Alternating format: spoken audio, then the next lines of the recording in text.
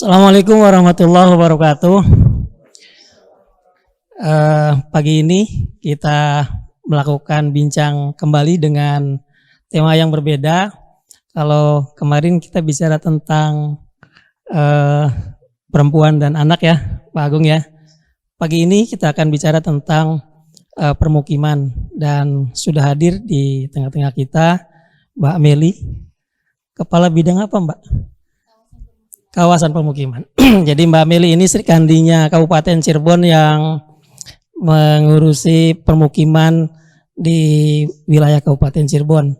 Didampingi oleh Bu Teti, Kabid Infrastruktur ya di Bapelitbangda. Kemudian Mas Dudi, ini jagonya IT Kabupaten Cirebon yang mendampingi Mbak Meli menyusun satu sistem informasi pemukiman Kabupaten Cirebon. Dan jagoan Bapelitbangda ini Mas Agung, Sekretaris Bapelitbangda sudah hadir di tengah-tengah kita. Bapak Ibu sekalian, bincang pagi ini sebagai media untuk sharing informasi tentang pembangunan daerah Kabupaten Cirebon berkaitan dengan pemukiman. Mengawali perbincangan, saya mau nanya ke Mbak Meli nih. Mbak Meli, apa kabar Mbak? Alhamdulillah baik. Kayaknya serius banget Mbak Meli ini. Iya, soalnya baru kali ini kita diundang di acara ini nih. Alhamdulillahirobbilalamin. Senang bisa berada di sini. Kita bisa berbagi ilmu sharing ya Pak ya, terkait dengan kewenangan kita gitu ya di penanganan kawasan permukiman di Kabupaten Cirebon. Ya, Mbak Meli, kaitan dengan pemukiman ini. Bagaimana kondisi pemukiman di Cirebon? Kemudian nanti sebetulnya apa sih yang sedang digagas oleh teman-teman dinas gitu? Barangkali disampaikan ke seluruh warga Kabupaten Cirebon. Monggo Mbak. Boleh Pak. Sebenarnya kendala yang di kami dalam hal penataan dan pengawasan baik itu perumahan, kawasan permukiman ataupun pertanahan di Kabupaten Cirebon gitu yang menjadi tupoksi kami, kewenangan kami itu. Jadi penanganannya itu secara sekarang tuh belum tertangani secara menyeluruh. Jadi masih parsial-parsial sebagian-sebagian. Nah, karena memang kewenangan kami itu ada beberapa hal yang kita ada kewenangan desa juga di situ kan. Jadi di luar kewenangan desa, kami ada kewenangan kami yang merupakan kewenangan dalam hal penanganan kawasan permukiman, perumahan dan pertanahan tersebut.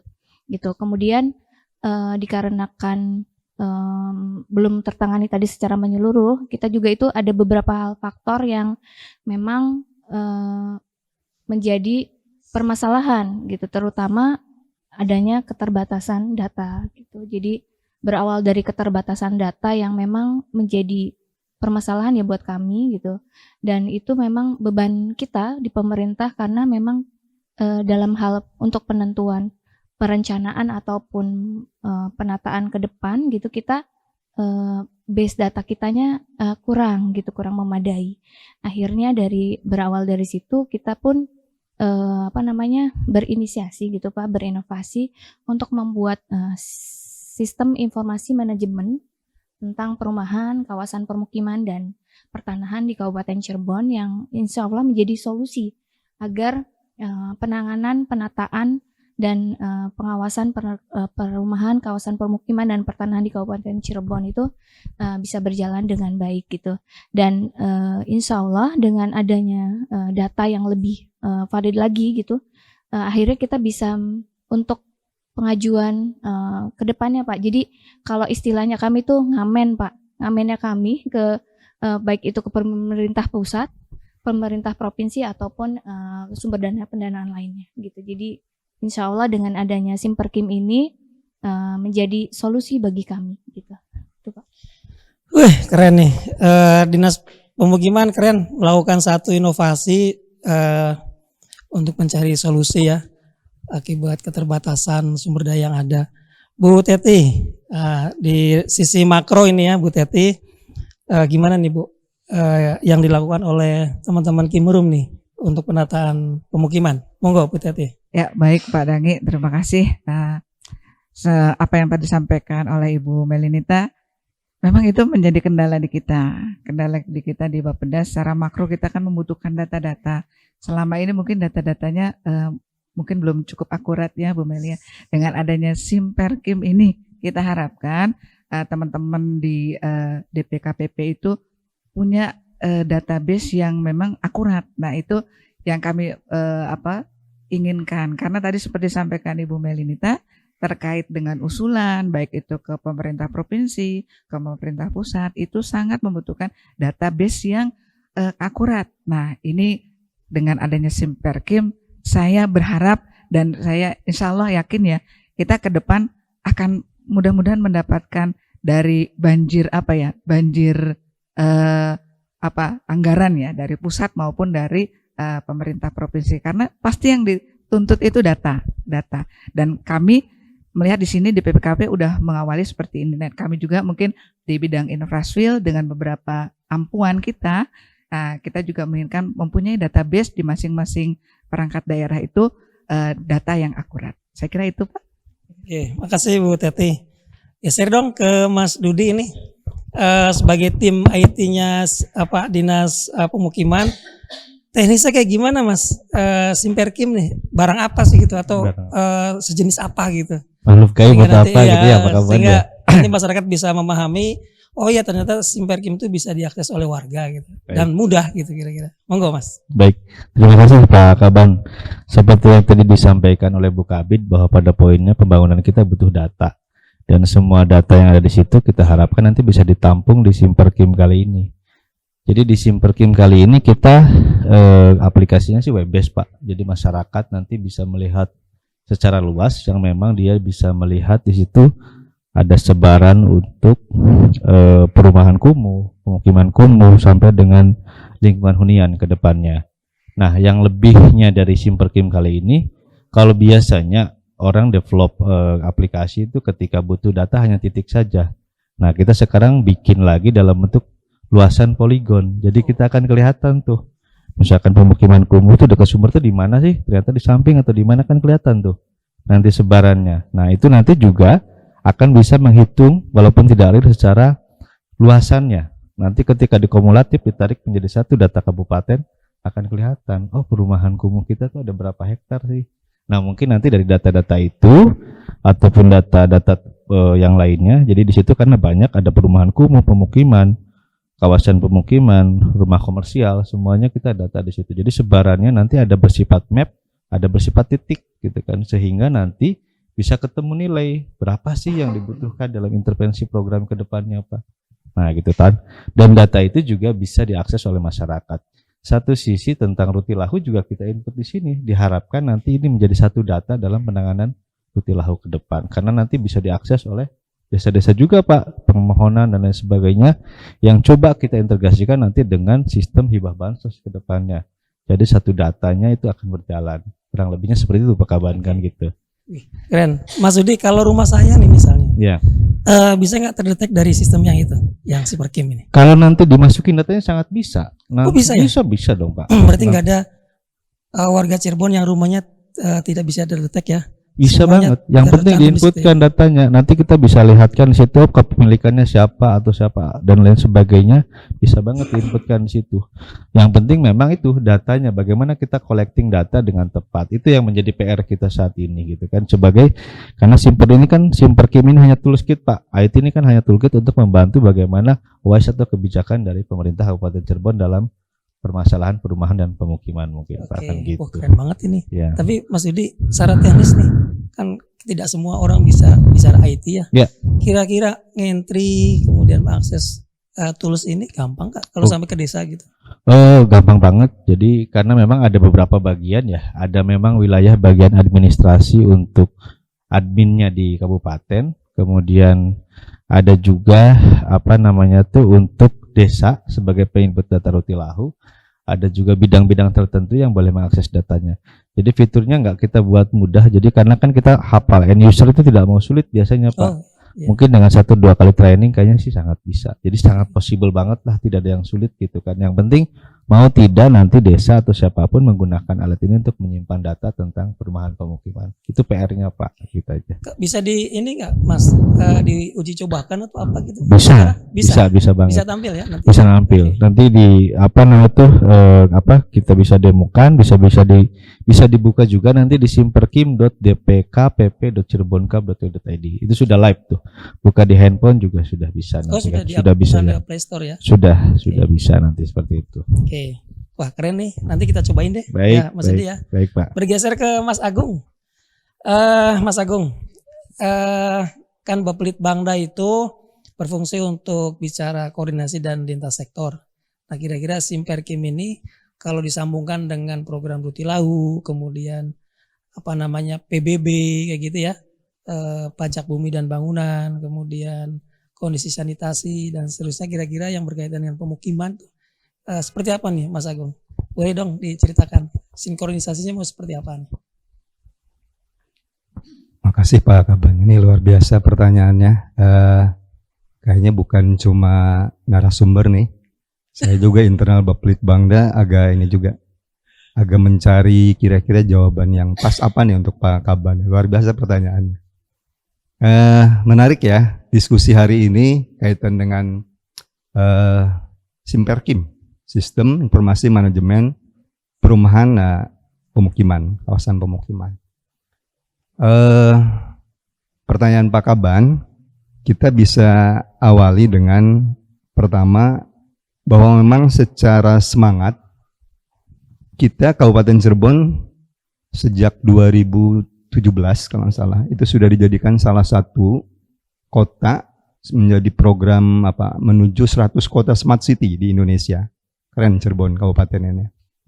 Nah, dengan semangat itu kelihatannya harus ada minimal 3 syarat untuk bisa ada satu suksesi program smart city khususnya di Cirebon. Pertama, bagaimana visi pemerintah untuk mewujudkan smart city ini. Mustahil ini bisa diwujudkan kalau pemerintah daerahnya memang tidak smart city minded. Itu pertama. Yang kedua, publiknya, masyarakatnya juga sudah harus siap. Ya, bisa mengikuti seperti yang tadi Pak Dudi sampaikan. Yang ketiga itu, sistem yang akan kita buat seperti apa. Gitu.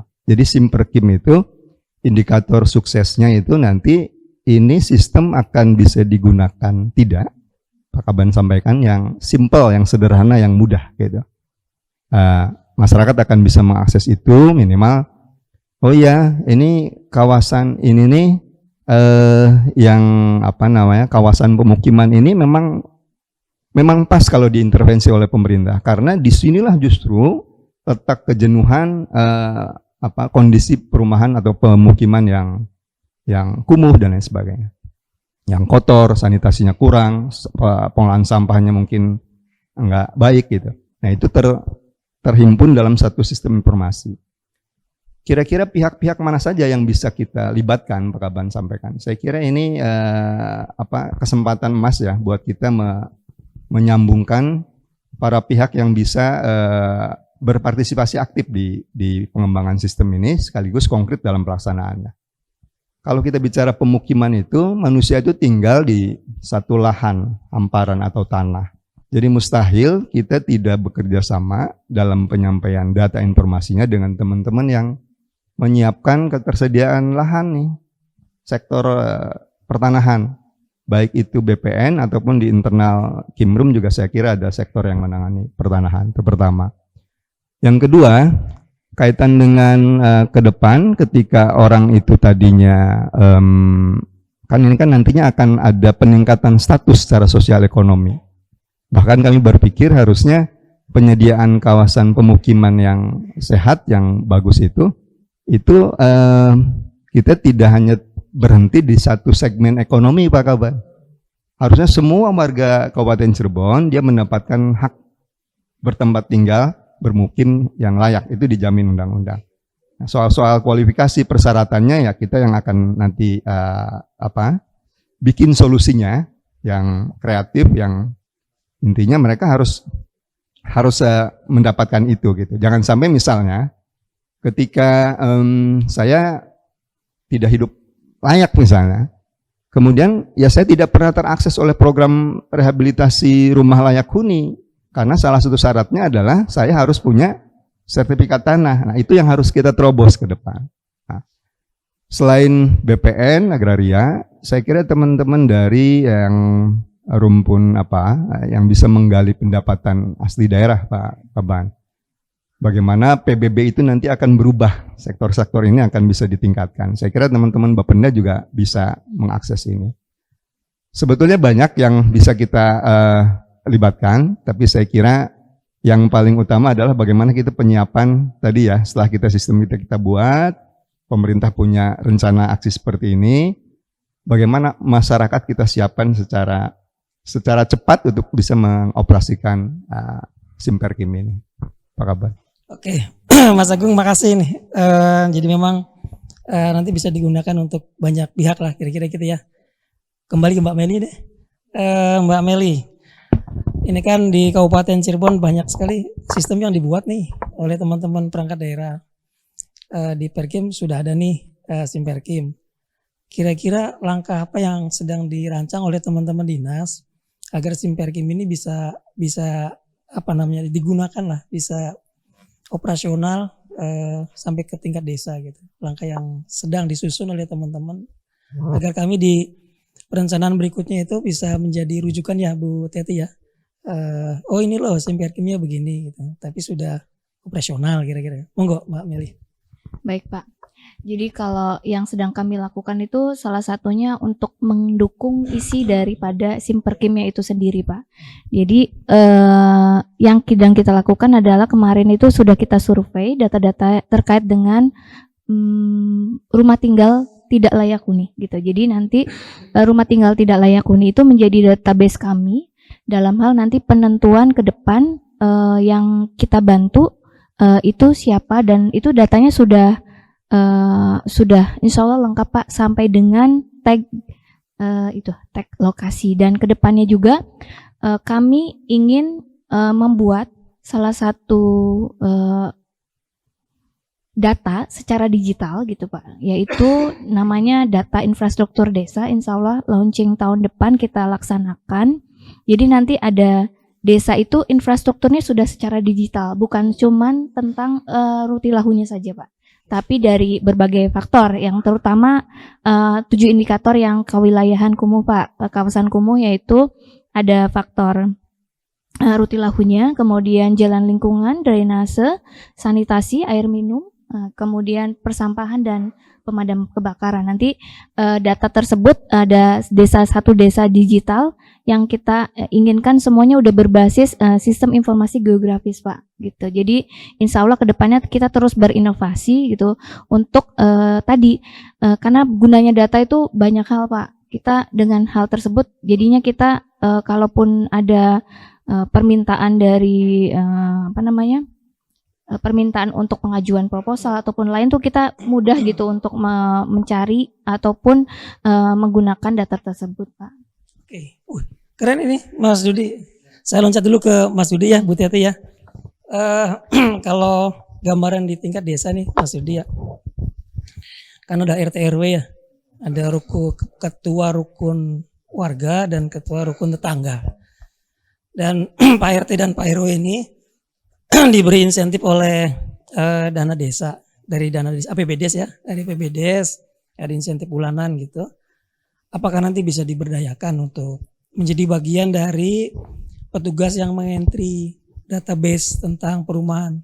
Kan orang yang paling dekat, petugas yang paling dekat adalah RT dan RW gitu. Apakah dimungkinkan nanti menjadi bagian dari teman-teman dinas gitu agar tidak lagi merekrut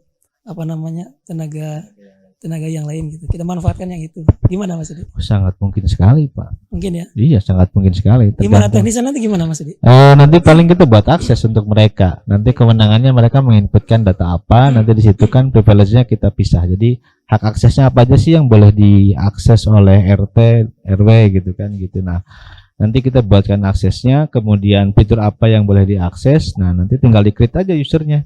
Nanti mereka sudah bisa nginput secara langsung gitu kan gitu. Nanti tinggal dari dinas Perkim, oh yang harus diinput oleh RT dan RW nih menu ini gitu kan gitu. Itu sangat bisa.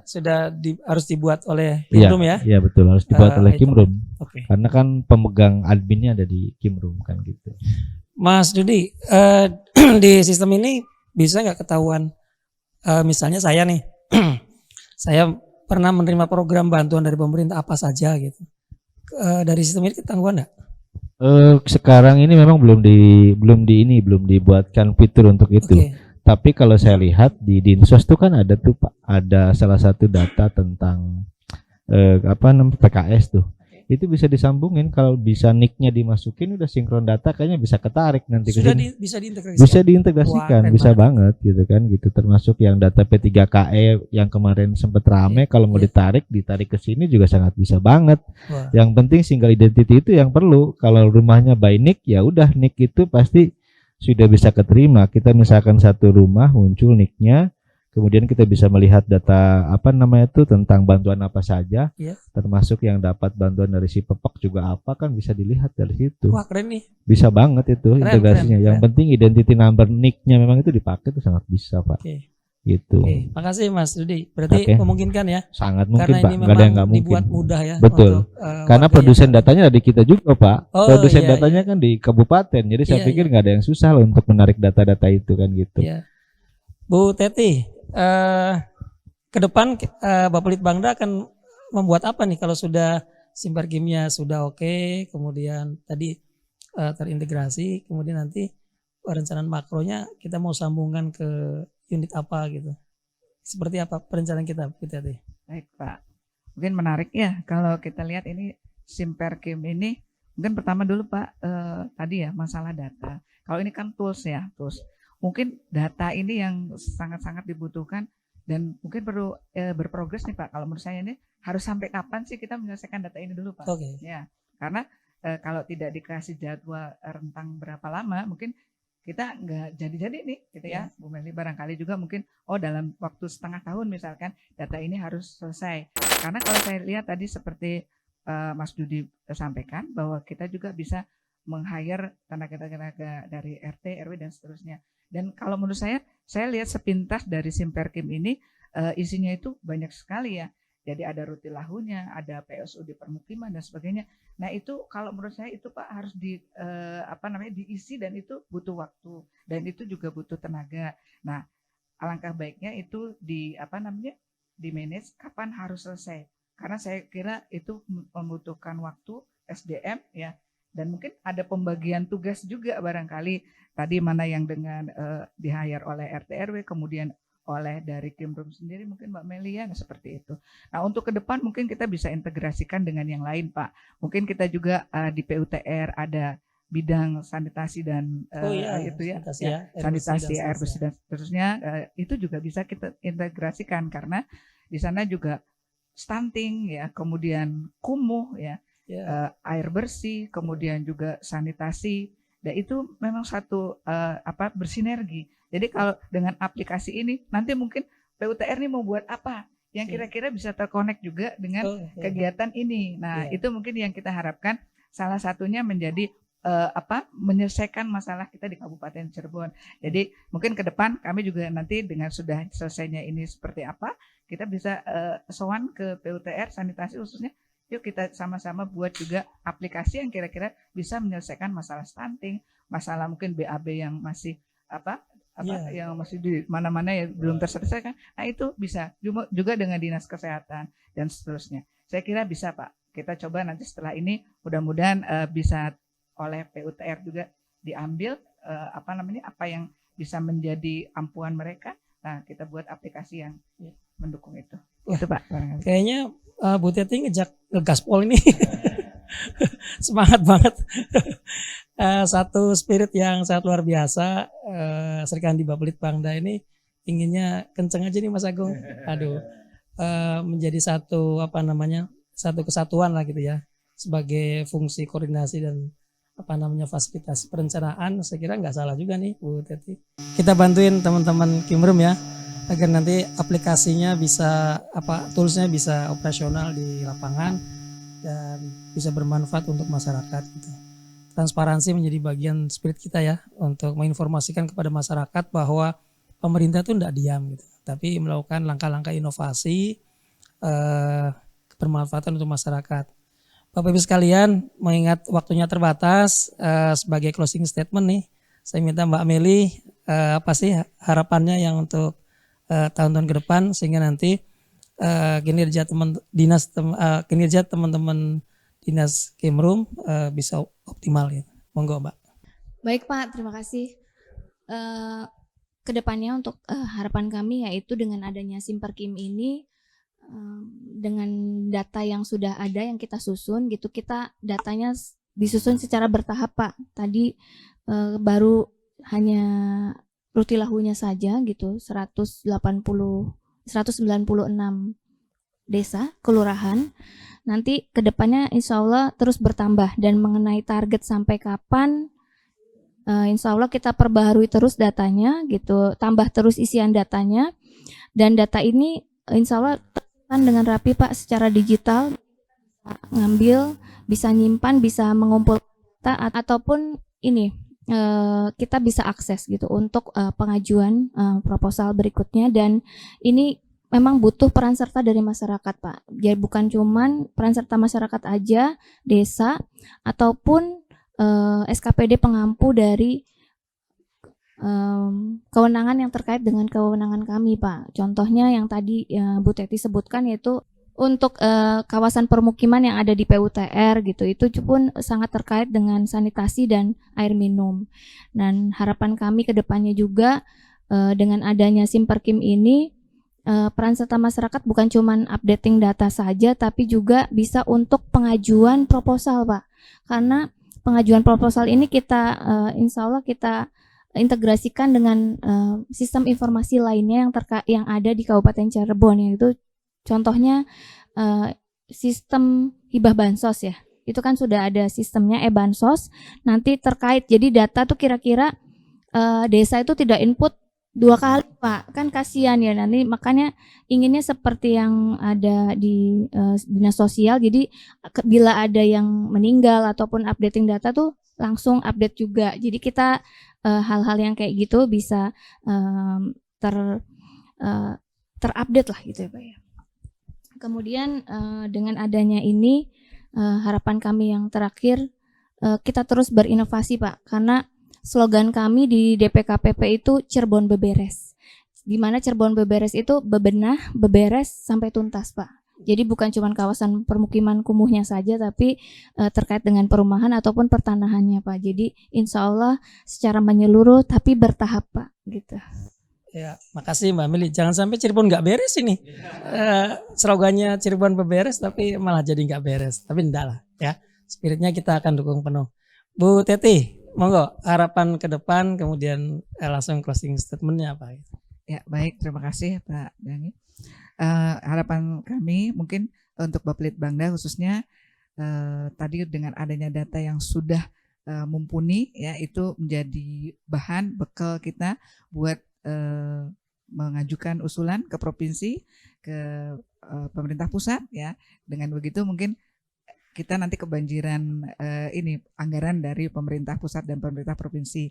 Nah itu harapan kami ke depan bisa membangun Kabupaten Cirebon lebih maju lagi. Oke, baik Bu Teti, menguatkan ini ya, menguatkan perencanaan teknokratik karena basis datanya sudah oke, update dan kekinian. Jadi nanti kita memudah ya Bu Teti ya. Mas Dudi, monggo harapan ke depan kaitan dengan per-IT-an ini. Aplikasi-aplikasi yang ada di Cirebon kan banyak banget nih. Banyak banget. Monggo Mas Dudi. Ya harapan ke depan tuh memang aplikasi ini benar-benar dijadikan sebagai apa ya, toolkit yang memang digunakan untuk dalam perencanaan pembangunan, sehingga memang data-data yang dikumpulkan valid dan data-data yang dikumpulkan adalah akurat. Karena ini penting, apalagi kita dalam menghadapi bonus demografi, menghadapi 2045. Data ini minimal ketika sudah terkumpul saat ini bisa memprediksi kehidupan Cirebon 20 tahun ke depan, 30 tahun ke depan. Itu yang sangat penting karena bagaimanapun juga teknologi itu hanya alat bantu untuk memang kebijakan perencanaan ke depan. Semakin dilengkapi datanya, semakin bagus, semakin banyak kita bisa menghasilkan kesimpulan-kesimpulan yang ini bisa kita rencanakan ke depan. Jadi ke depannya aplikasi yang paling penting lagi adalah bagaimana integrasi, karena sekarang sudah mau ke arah 5.0, sudah AI dan lain sebagainya. Nah, bagaimana kita bisa mengadopsi teknologi yang ada di Kabupaten Cirebon itu untuk persiapan masyarakat Kabupaten Cirebon beberapa puluh tahun ke depan. Itu aja sih Pak Kaban. Iya, baik. Mas Dudi kayaknya Bapeda banget ini. Sudah bicaranya masa depan gitu ya. keren banget ini. Ya nggak apa-apa ya Mas, bantu kami ya di Iya, Bangda iya, ya betul, Pak. untuk satu proyeksi kehidupan masyarakat Kabupaten Cirebon yang lebih Yang baik. maju, yang lebih maju, yang lebih Mas baik. Agung, monggo harapan dan closing statementnya seperti apa? Hari ini kita akan kick off meeting RPJPD dan RPD. Jadi kita bicara Kabupaten Cirebon nasibnya 20 tahun ke depan. 2045 itu masyarakat itu akan tinggal 85% di kota. Sehingga harus ada aktualisasi rencana untuk membangun atau merencanakan masyarakat hidup secara ideal di kota, di perkotaan. Salah satunya itu dengan bagaimana kita pro terhadap gagasan inovasi, salah satunya smart city. Nah, modal paling utama untuk bisa mewujudkan itu adalah, saya sepakat tadi Pak Dudi, ini sebagai instrumen saja sebagai tool, tapi yang paling utama adalah kita sebagai subjeknya, kita punya paradigma bahwa kita ingin memudahkan pekerjaan atau urusan orang lain gitu. Kalau pemerintah daerah ya pelanggannya ya masyarakat dan sebagainya. Kalau itu sudah ada, maka gagasan-gagasan untuk bisa menuju ke smart city menggunakan IoT, smart city seperti ini, saya kira itu akan dengan mudah diterima ke depan, Pak Kaban. Insyaallah kita akan terus backup itu dari sisi perencanaan, sehingga RPJPD, Rencana Pembangunan Jangka Panjang Daerah 2025 hingga 2045 mendatang, itu rencananya memang konkret bisa kita rancang dan capai pada akhirnya. Gitu. Baik, makasih Mas Agung. Bapak Ibu sekalian, perubahan mindset dibutuhkan kita semua, bagaimana membentuk satu sistem pemukiman perumahan yang sehat, yang layak. Kebutuhan perumahan menjadi kebutuhan mendasar bagi masyarakat Kabupaten Cirebon, dan teman-teman Dinas Perkim sudah menyiapkan tools. Tools ini akan kita jadikan sebagai bagian dari spirit mewujudkan Kabupaten Cirebon dengan pemukiman yang layak huni. Terima kasih. Assalamualaikum warahmatullahi wabarakatuh.